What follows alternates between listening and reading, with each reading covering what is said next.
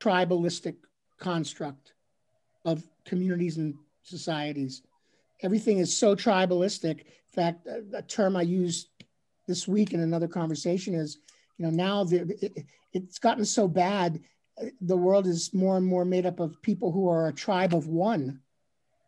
Individuals being so extremely tribalistic, they can't even talk to people with a different opinion, and they just reject people outright with very little information, and then they just cast people out. And so that's a moral construct, this tribalistic approach, which of course was at the root of colonialism of European history, which certainly made its way to this continent. And I think now it's being pushed back by a completely different moral structure. For lack of a better term, it's an inclusive moral structure.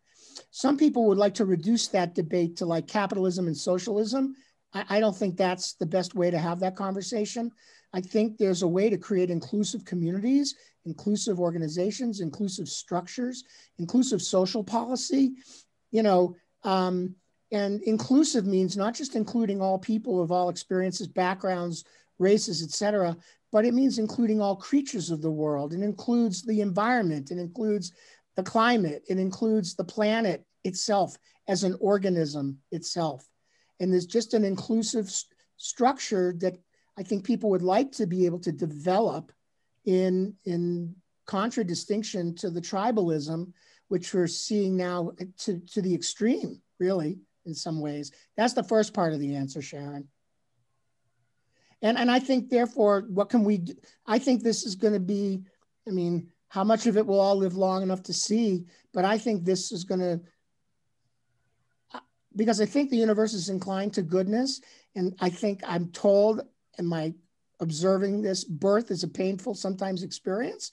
And if the world is birthing something new, a new type of moral construct out of all of this, that changes the state of human consciousness, boy, that would be a blessing. Interesting. People say, Rabbi, you're living in fantasy land, but goodness begins with the imagination. Most great things begin in the imagination.